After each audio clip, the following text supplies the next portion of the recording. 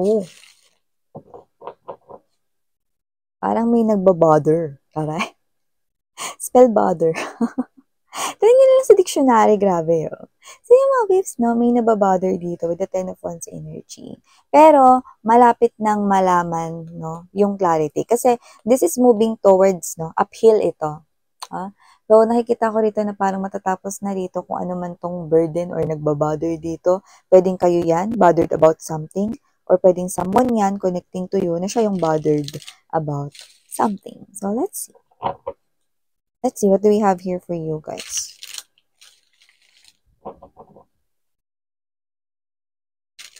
So, I hope lahat nakapag-lunch na, no?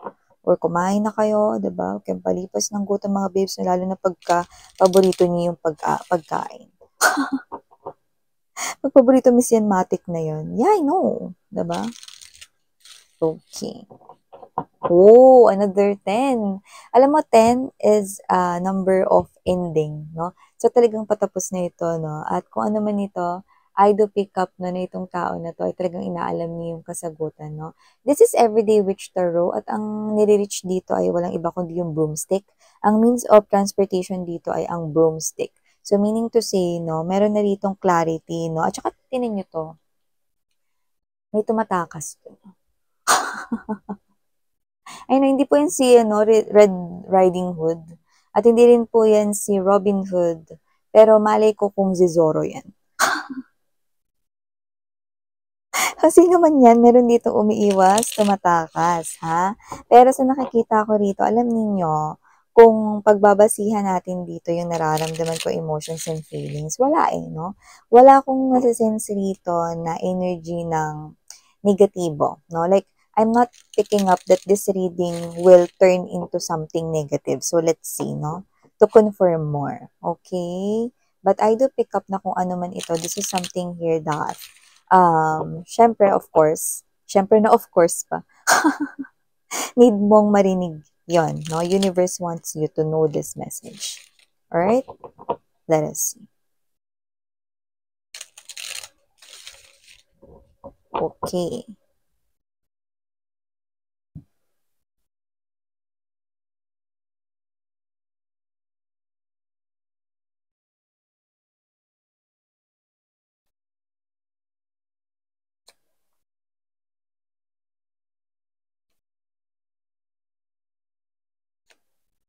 Hmm.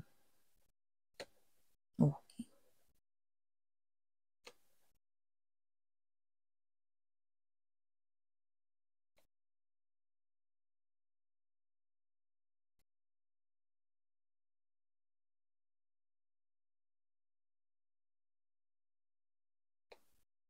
Okay. You know. Okay. Okay.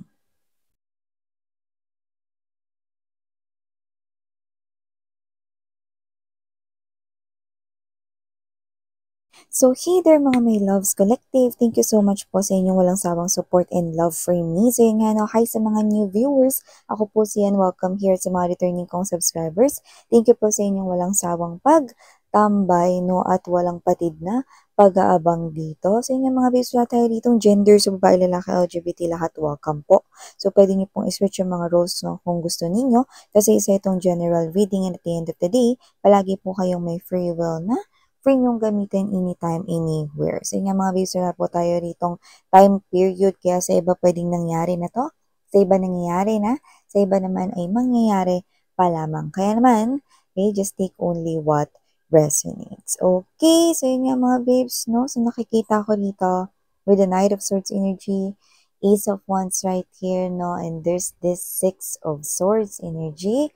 I do pick up that this person here, kung titingnan ko ito, no, ng kabuuan dito, no, parang sinasabi sa akin dito na hindi ka na niya iiwasan. So, yun mga babes, no, wala naman kayo dito nakakahawang karamdaman or sakit or bulutong. Pero kung makaiwas siya sa inyo, wagas, diba? Kung sino man tong energy na to mga babes, no, this person right here is someone, no, na possible na in denial pa at first, pero, yan, no, possible na ngayon ay nakikita niya na at natatanggap niya na sa sarili niya na talagang may something talaga about you, no? Talagang nag-sink in na sa kanya, no? Kung ano ba talaga yung tunay niyang nararamdaman for you. So yun nga mga babes, na possible na this person right here is someone na iniiwasan kayo. If it is a new love, kasi may nakita rin tayo rito new love, no? Because this is someone here na possible na may paparating na new love or paparating pa lang ito, or iba nakarating na to sa life ninyo.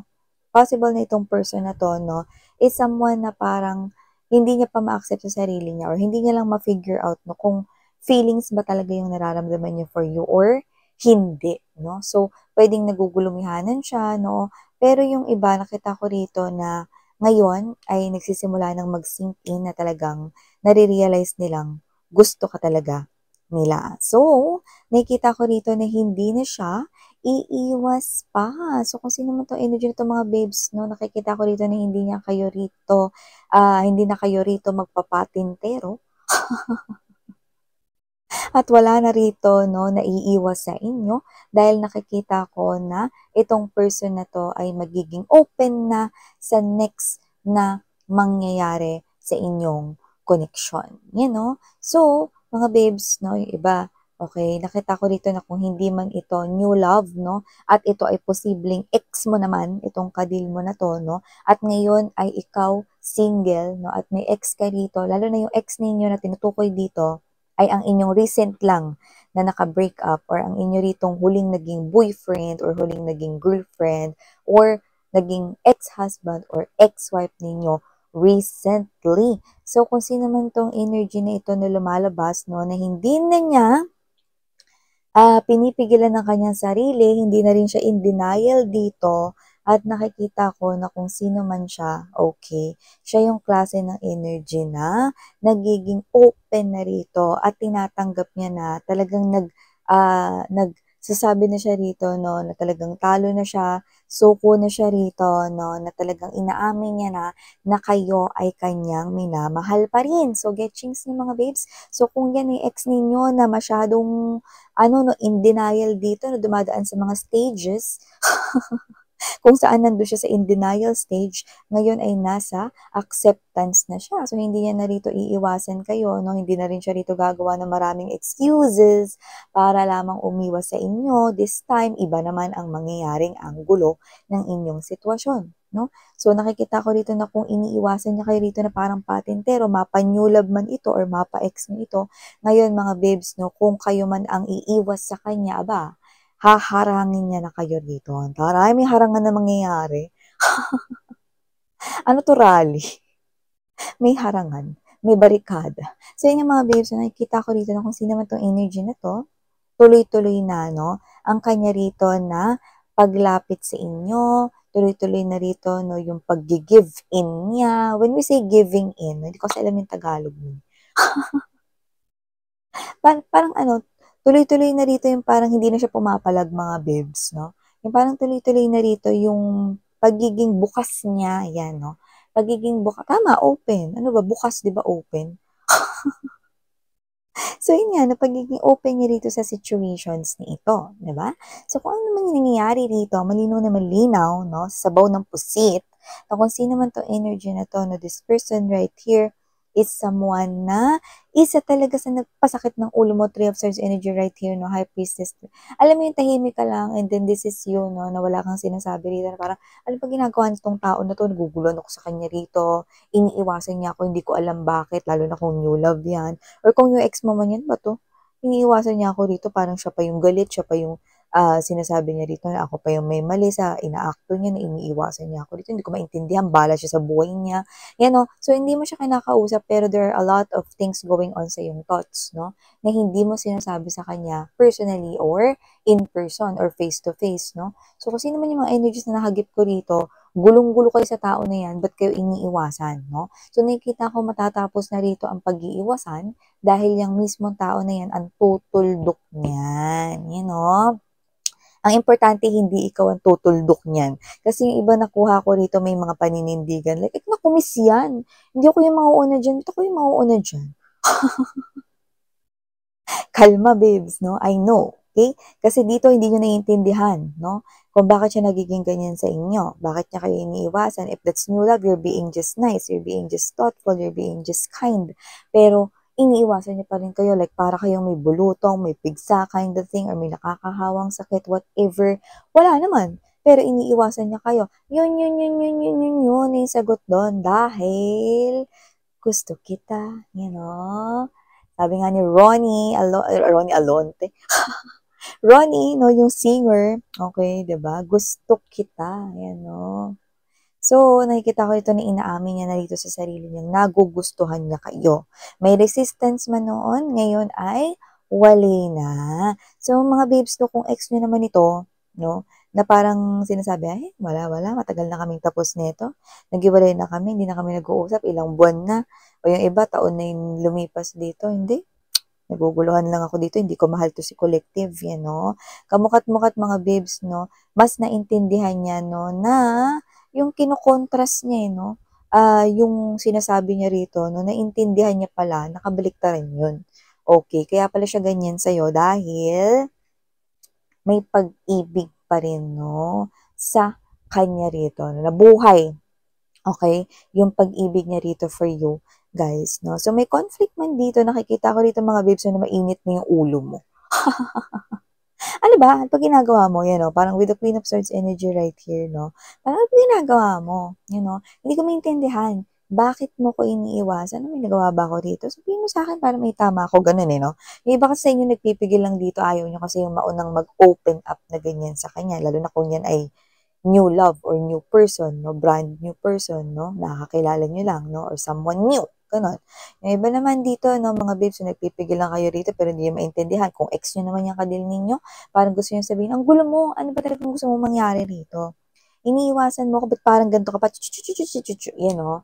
Pero nakita ko tahimik lang din kasi kayo eh. Okay? Kayong klase na individual na hindi ninyo as in diretso pinaparating, lalo na kung sa ex nyo to, para kasi may energy kayo, yung kausap yan, magulo kasi kausap yan, miss yan eh. No? Ikikwento nyo na lang sa inyong mga friends or sa inyong family members na kaklose ninyo, like pinsan or kapatid, no, or nanay nyo, tatay nyo, no, lolo't lola, no, ikwento nyo na lang sa iba kasi makapag-usap kayo dito sa tao na to. No? So parang dito, deadma is the word, where there are lots of things na parang nagtatanong kayo rito, bakit iniiwasan nito? Problema nito. So, nasagot mga mahal, no? With the Ace of Swords energy, you know? Yan, no? Nasagot ito yung conflict, no? With the Five of Swords. Kasi gusto niya talagang mag-give in sa inyo. Yun nga lang nasa in denial stage siya. If it is a new person, this person is not yet realizing that he or she really likes you or that he or she loves you already na, no? But if it is a new but if it is your ex, no, this is someone here, no, who just realized that he or she still loves you, that he or she still has these feelings for you. And the conflict here is it gets stronger and stronger every day, each day. Di ba? So, nakita ko dito with the Two of Swords energy, the Moon card right here, and the Seven of Pentacles, I do see na parang bala na. Itutuloy ko na to, even though hindi pa masyadong malinaw, pero alam ko na ito yung nangyayari sa sarili ko, ito yung nararamdaman ko, ito yung damdamin ko, ito yung bugso ng emotions ko for collective. Okay, gora, okay, go na ako dito. Yan. So, nakikita ko dito na tuloy-tuloy na dito ang pag-i-invest na dito kahit na hindi pa ganun kakumpleto yung understanding niya about his or her own feelings and emotions for you. But, one thing is for sure, okay? So, dun sa parte na yon, no, naguguluhan man siya at hindi pa yun gaanong kompleto. This person right here is already sure na gusto niya rito ng something na very deep connection with you. And that is what we call commitment and love. Yan. So, ibig sabihin, yun yung malinaw, no? So, regardless kung ano man yung age nito, magkaiba man kayo ng race or ethnicity, or culture, or background, or religion, whatever, no? This person is someone na posibleng kamakailan lang, no? Nagiging bukas yung kanya ritong understanding sa kanyang emotions for you. So, yeah, pwedeng nag-took ito ng time or it takes time, lalo na kung mangyayari pa lang ito for others of you, it will take time dito, no, na maintindihan yung feelings and emotions niya. But, you are someone here na nare-recognize niya kahit magulo yung isipan niya at first ha, para sa mga una-una pa lang tong mangyayari ha, magugulo yung isipan niya at first, no? Pero, this person right here, no, will be so attracted to you. Okay? This person will already or instantly find you someone special, no? Despite of other people around him or her. So, meaning to say, malalaman niya yun, marirecognize niya that you are special, but the understanding of having deep emotions and feelings, no, will come after na lang, no? Or sa kanya lang marirealize. Okay? So, this person will not make iwas na sa inyo and you will get clarity, no? With this something here, no, Ace of Swords energy. We'll get clarity about the situation here, no, kung ba't kanya iniiwasan. Yun na yung sagot, dahil like kanya, gusto kanya, at dahil love kanya, at para naman dun sa mga ex ninyo, kung ex ninyo to, this person here, dahil yon sa may pagmamahal pa siya sa inyo. At ang mas nagiging baga or nagpapabaga dito ay ang kanyang pagmamahal na mas tumitindi habang lumilipas ang araw. Yes, may ganun talaga. So yeah, muli ako po ang inyong Yana Uni. Ito yung mga mensahe for you guys. Thank you, Sarang Hiyo. Love and light. Annyeong.